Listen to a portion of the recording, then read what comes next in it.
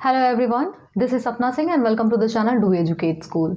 आज हम बात करने वाले हैं एक्सरसाइज नंबर 3.2 का जो नेक्स्ट क्वेश्चन है। हमने एक्सरसाइज नंबर 3.2 का पहला और दूसरा क्वेश्चन हमने कंप्लीट कर लिया था। आज थर्ड पॉइंट देखेंगे। थर्ड पॉइंट भी क्या है, थर्ड क्वेश्चन जो है वो भी आपका ऑलमोस्ट दूसरी क्वेश्चन की तरह ही है, लेकिन इसमें डिफरेंस इतना है कि कुछ नए टर्म्स, कुछ नए वर्ड्स यहाँ पे इंट्रोड्यूस कर दिए गए हैं। तो देखते हैं उनको।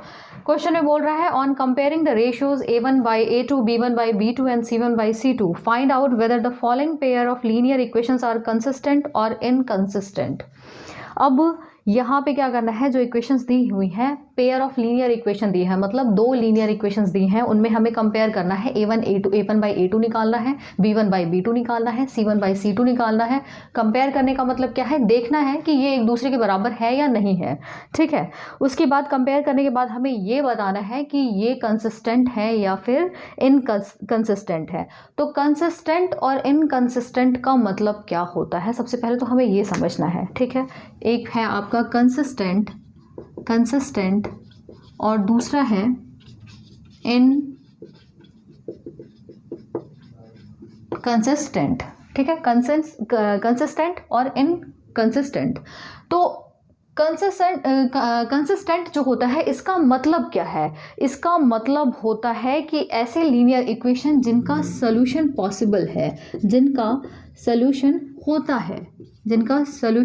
होता है।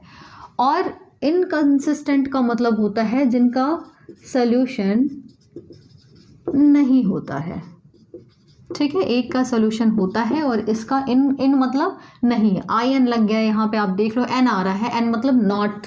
आप कंफ्यूज मत होना कि भाई ये कैसे हम याद रखेंगे। एन यहाँ पे आ गया, इन आ गया, एन मतलब नॉट, नो सॉल्यूशन। आप इसको इस तरीके से याद कर सकते हो, दिमाग में रख सकते हो। और कंसिस्टेंट मतलब इसका सॉल्यूशन होता है। और अब ये देखना है कि कौन से केसेस में सॉल्यूशन होता है, कौन से केसेस में सॉल्यूशन नहीं मिलता हमें। अब एक बात बताओ, अगर दो लाइंस है, दो लीनियर इक्वेशन है, एक दूसरे को कट कर रहे हैं, तो हमें कोई ना कोई पॉइंट मिलता है, किसी ना किसी पॉइंट पे वो एक दूसरे को कट कर रहे होते हैं, दो लीनियर इक्वेशंस।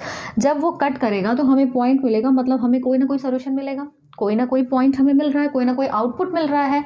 यानी कि ऐसे केस में जब ये इंटरसेक्टिंग होगा, ये क्या होगा, इंटरसेक्टिंग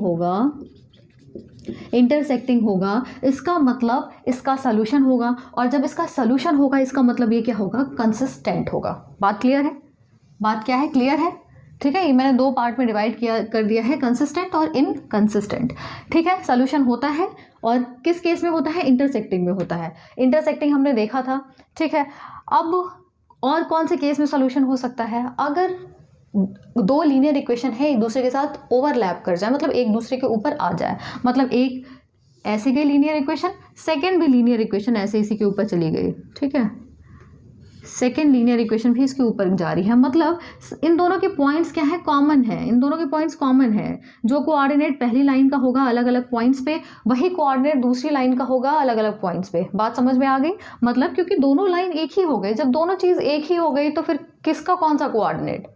बात समझ में आ रही है? दोनों चीज़ें जब एक ही लाइन हो गई, दो चीज़ जब एक हो गई, तो आप कैसे डिफ्रेंशिएट कर पाओगे? दोनों तो बराबर हो गए। एक ग्लास में आपने पानी लिया है, दूसरे ग्लास में भी आपने पानी लिया है, दोनों ग्लास के पानी को मिला दिया, ठीक है, दोनों को मिला दिया तो क्या हो गया, पानी तो पानी। आप कैसे डिफ्रेंशिएट कर पाओगे? एक ही आरओ से आपने पानी निकाला हुआ है, एक ही कुएं से आपने पानी निकाला, तो आप डिफ्रेंशिएट नहीं कर सकते उस चीज़ को, ठीक है। तो इसी तरीके से इन लाइंस के बारे में भी यही है कि एक दूसरे के पास के ऊपर आ रही हैं ये, तो इसका भी क्या है, सॉल्यूशन होता है। बस सॉल्यूशन होने का मतलब क्या है, ये दोनों के जो पॉइंट्स हैं, मतलब एक तरीके से क्या, बहुत सारी पॉइंट्स पे ये इंटरसेक्ट कर रहे हैं, मतलब एक दूसरे के ऊपर आ गए हैं, तो इसका भी सॉल्यूशन होता है। यानी कि ये भी क्या है, कंसिस्टेंट है। तो इंटरसेक्टिंग हो गया और दूसरा क्या हो गया, कोइंसिडेंट हो गया। ये कोइंसिडेंट, ठीक है। कोइंसिडेंट कॉन्साइड कर रहा है और इंटरसेक्ट कर रहा है, तो कंसिस्टेंट। अब इनकंसिस्टेंट का मतलब क्या हुआ, सॉल्यूशन नहीं मिलेगा। सॉल्यूशन किस केस में नहीं मिलेगा, एक बात बताओ। एक लीनियर इक्वेशन ऐसे जा रही है, दूसरी लीनियर इक्वेशन क्या है, एक दूसरे के पैरेलल है, मतलब ये दोनों एक दूसरे के क्या है, पैरेलल है। ये एक ऊपर जा रही है और दूसरी क्या है, नीचे जा रही है उसके। तो अब एक बात बताओ, इसका सॉल्यूशन हो सकता है क्या?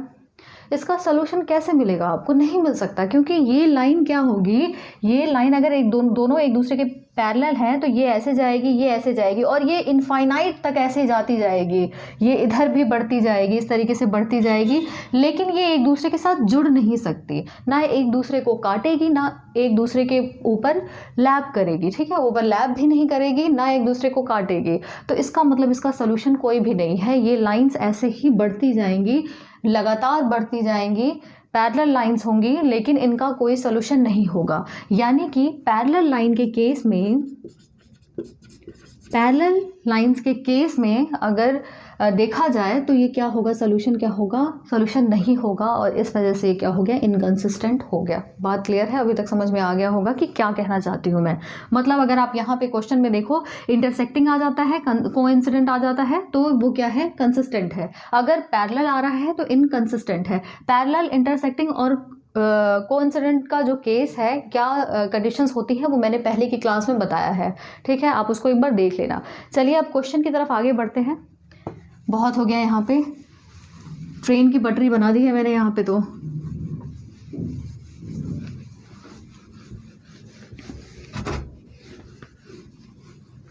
चलिए, क्वेश्चन में बोल रहा है, सबसे पहला जो क्वेश्चन है आप देख सकते हैं स्क्रीन पे, दिख रहा होगा आपको। जो पहला क्वेश्चन है वो बोल रहा है 3x + 2y = 5। 3x + 2y = 5। और जो सेकेंड इक्वेशन है, सेकेंड इक्वेशन क्या कह रहा है, 2x - 3y = 7। ये क्या है, फर्स्ट पार्ट है किसका, थर्ड का फर्स्ट पार्ट है। अब यहाँ पे क्या करना है आपको, सिंपली a1/a2 निकालना है। a1/a2 देखो 3/2, b1/b2 कैसे निकालोगे, 2/-3, ठीक है। ये इक्वेशन यही तो होती है, ax + by + c = 0, ठीक है, ये कर सकते हो। या फिर इसको आप क्या कर सकते हो, इधर लाके -5 भी कर सकते हो। -5 करोगे, इधर आएगा ये 7, तो ये भी -7 हो जाएगा। तो c1/c2 की वैल्यू क्या होगी, यहाँ पे 5/7 लिख लो। या फिर आप क्या कर सकते हो, उधर ले जाके क्या करोगे, -5/-7 आ जाएगा, तो माइनस वैसे ही कट जाएगा, तो 5/7 आपका c1/c2 की वैल्यू आएगी। कोई दिक्कत होनी नहीं चाहिए यहाँ पे। अब ये चीज़ हमने निकाली। अब यहाँ पे आप एक चीज़ देखो, a1/a2 की वैल्यू b1/b2 से ही मैच नहीं कर रही है। जब इसी से मैच नहीं कर रही, यानी कि a1/a2 doesn't equal to b1/b2, यानी कि ये क्या है, a1/a2 doesn't equal to b1/b2। आप देख सकते हो 3/2 है और दूसरे की वैल्यू आ रही है 2/-3 या -2/3 आप कह सकते हो इसको। तो जब ये चीज़ आ रही है तो इसका मतलब क्या है, ये इंटरसेक्टिंग लाइन है। ये क्या है, इंटरसेक्टिंग है, इंटरसेक्टिंग। ये जो दोनों लीनियर इक्वेशन दिए हैं वो क्या है, इंटरसेक्टिंग है। और इंटरसेक्टिंग मतलब मैंने आपको बताया था, अगर इंटरसेक्ट कर रहे हैं मतलब ये जो इक्वेशंस दिए हैं, जो लीनियर पेयर दिए हैं इक्वेशन, वो क्या होगा, वो कंसिस्टेंट होगा, ठीक है। ये क्या होगा, इसलिए क्या होगा, ये कंसिस्टेंट हो जाएगा, कंसिस्टेंट हो जाएगा। सेकेंड क्वेश्चन देखते हैं इसका। सेकेंड क्वेश्चन में बोला जा रहा है 2x - 3y, 2x - 3y = 8, 4x - 6y = 9। अब यहाँ पे a1/a2 निकालते हैं। a1/a2 की वैल्यू 2/4 आ गई, ठीक है। b1/b2 की वैल्यू कितनी आ रही है, -3/-6 आ रही है। c1/c2 की वैल्यू 8/9 आ रही है। अब यहाँ पे आप देखो, माइनस से माइनस कट जाएगा। a1/a2 अगर आप निकालो तो क्या होगा, 2 को काटो, इससे कितना आ जाएगा, 1/2।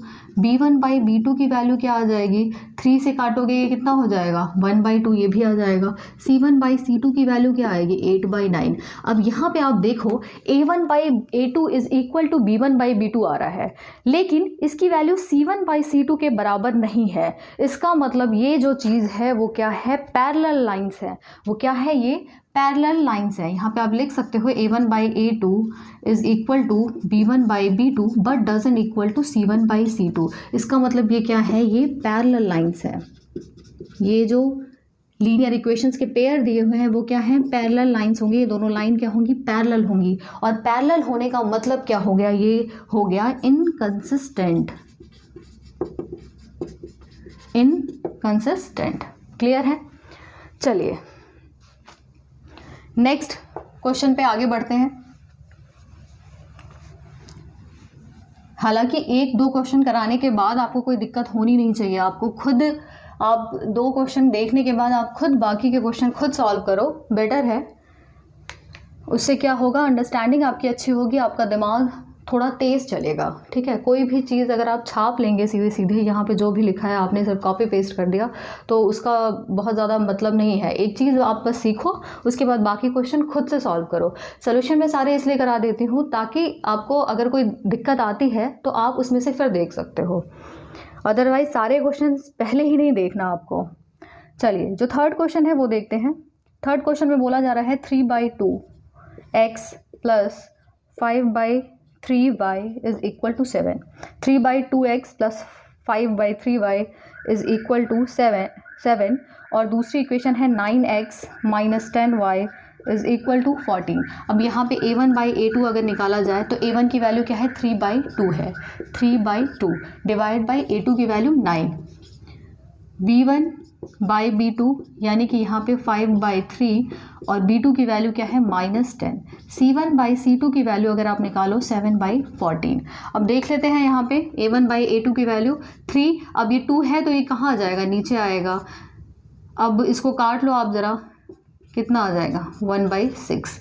b1/b2 अगर निकालो यहाँ पे 5/3 इंटू -10, यहाँ पे आप काटो कितना आ जाएगा, माइनस का 1/6 आ जाएगा। और c1/c2 तो खैर इनका कुछ पूछना ही नहीं है, साथ काट दो इसको भी 1/2। अब यहाँ पे देखो ये a1/a2 1/6 आ रहा है, b1/b2 -1/6 आ रहा है, तो यहाँ पे आप देख सकते हो ये क्या होगा, इंटरसेक्टिंग होगा। क्या होगा, ये इंटरसेक्टिंग होगा। a1/a2 dozen equal to b1/b2, मतलब ये क्या है, दोनों लाइन क्या हो रही हैं, इंटरसेक्टिंग है, एक दूसरे को इंटरसेक्ट कर रही हैं। और अगर ये इंटरसेक्ट कर रही हैं इसका मतलब ये क्या है, कंसिस्टेंट है। क्या है, कंसिस्टेंट है। कंसिस्टेंट का मतलब क्या होता है, इसका कोई ना कोई सोल्यूशन होगा, ठीक है। ये हमने कर लिया थर्ड क्वेश्चन। अब फोर्थ पार्ट इसका देखते हैं। फोर्थ पार्ट क्या है, फोर्थ पार्ट में कहा जा रहा है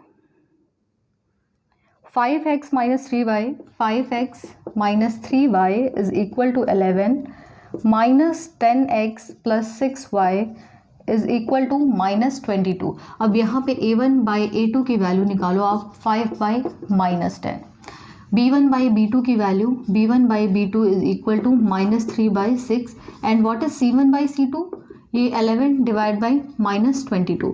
काटो देखो कटता है या नहीं, -1/2 आ जाएगा। b1/b2 की जो वैल्यू होगी ये भी -1/2, c1/c2 इज इक्वल टू -1/2। ये तो कमाल ही हो गए, तीनों के तीनों बराबर आ रहे हैं। a1/a2 is equal to b1/b2 is equal to c1/c2। जब ये सारे बराबर आएंगे इसका मतलब क्या होगा, ये कोइंसिडेंट होंगे। ये जो दोनों लाइंस दी हैं वो क्या होंगी, कोइंसिडेंट होंगी, कोइंसिडेंट लाइंस होंगी। और इसका मतलब ये क्या होंगे, कंसिस्टेंट होंगे। कंसिस्टेंट होंगे, कंसिस्टेंट होंगे मतलब इनका कोई ना कोई सोल्यूशन होगा। नेक्स्ट पार्ट देख लेते हैं जो कि इसका लास्ट पार्ट है।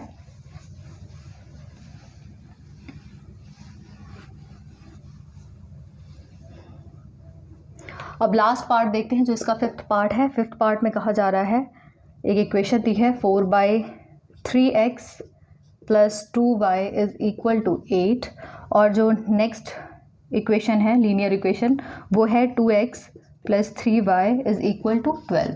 अब यहाँ पे क्या करना है, फिर से वही प्रोसीजर, a1/a2 a1/a2 a1 की वैल्यू क्या है 4/3, ठीक है, डिवाइड बाई a2 की वैल्यू 2, b1/b2 की वैल्यू क्या है 2 है, डिवाइड बाई 3, c1/c2 क्या है 8/12।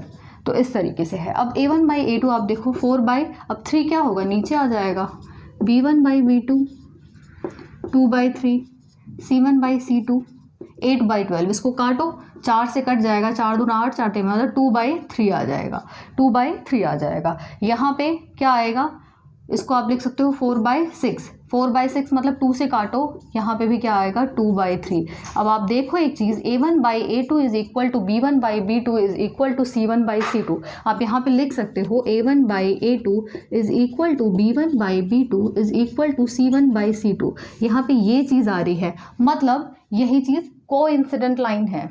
ये दोनों जो लाइंस है, जो दोनों लीनियर इक्वेशंस दिए हुए हैं, वो क्या है, कॉन्साइड कर रहे हैं एक दूसरे के साथ, वो क्या है, कोइंसिडेंट है, कोइंसिडेंट लाइन है। और उसके बाद अगर कोइंसिडेंट है मतलब इनका कोई ना कोई सोल्यूशन होगा, और जब सोल्यूशन होगा इसका मतलब वो क्या है, कंसिस्टेंट होंगे,